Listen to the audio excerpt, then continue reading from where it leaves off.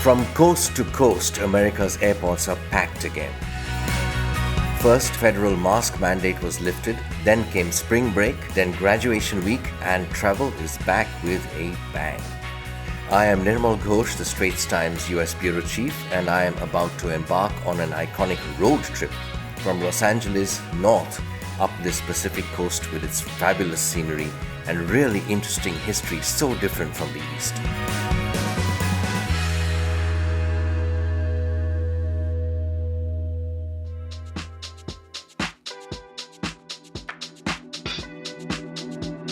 My first stop, only because this is California and one should start with the famous beach, is Ventura Beach, just over an hour out of LA.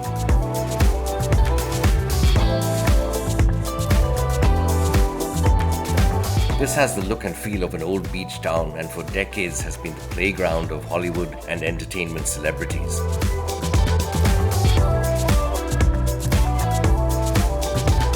I wish I could also stay and enjoy the sun, the sand and the sea, but it is time to move on to Paso Robles.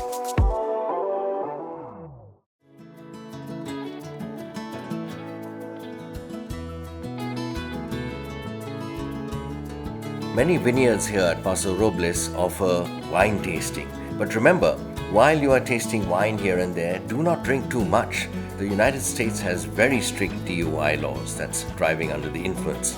And while you're at it, also please observe speed limits. There is a reason for them.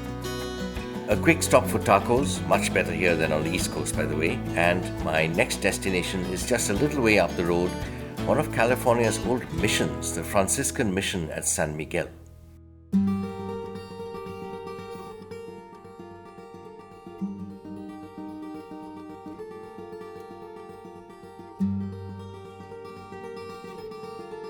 This remarkable Franciscan mission dates back to 1797 and is a National Heritage Site.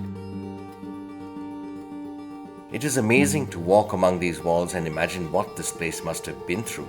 The entire coast is filled with these old missions, a legacy of Spanish colonial rule. California was for about 300 years considered a part of Spain's North American colonies, and it was actively settled for the last 130 of those years and ruled out of Mexico. Until in 1846, American settlers rose up and declared an independent California Republic. There is a very dark history here, of course. Indigenous people were subjected to forced conversion. In some places, they were forced to live in small settlements and in these religious missions. There are 21 of these established between 1769 and 1833 by Catholic priests of the Franciscan order to evangelize the Native Americans. But my next stop is positively festive, and that is Monterey.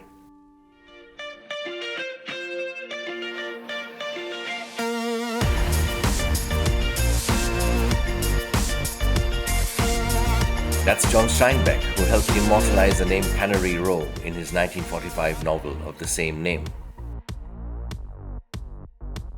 Today I am passing on the pancakes and waffles and headed for Monterey's world-famous aquarium. Admission here for adults is $49.95, for a child from 5 to 12, $34.95, and children 4 years old or younger get in free. And it is best that you buy tickets online in advance because they are always in demand. This is an incredible aquarium. You could spend hours here inside there exploring the different trophic levels of the sea. It's the closest you can get underwater without being an actual diver. This entire bay behind me is protected, and you can see otters here. A few minutes ago they saw whales. I highly recommend this place for children. It's an incredible experience, beautifully displayed, very well kept, very well maintained. My next stop is Point Lobos State Natural Reserve, just a short drive from Monterey.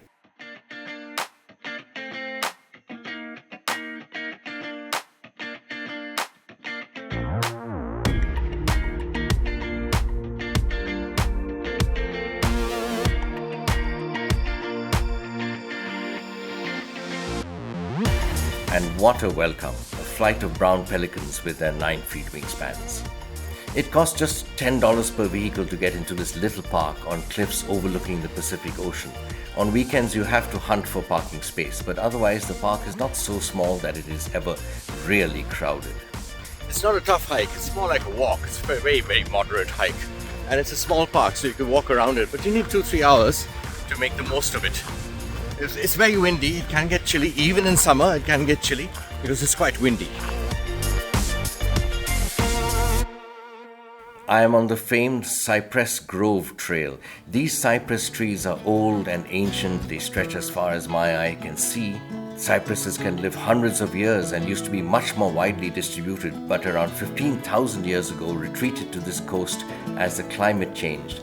And this is one of only 2 naturally growing stands of Monterey cypress trees remaining on the planet.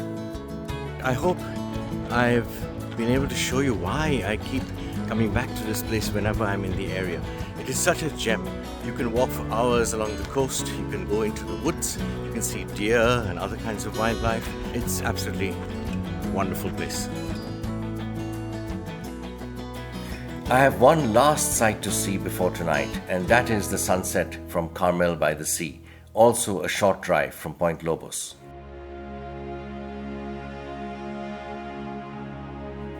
Carmel is quiet, quaint and utterly picturesque, a town of excellent cafes and restaurants, boutique stores, and especially right now at sunset, probably one of the most beautiful walks in the state of California.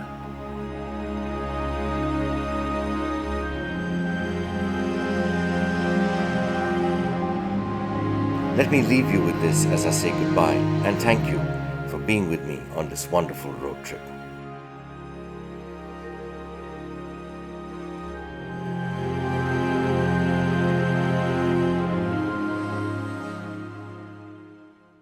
Thanks for watching. Be sure to subscribe to the channel and hit the bell icon to be notified of new videos.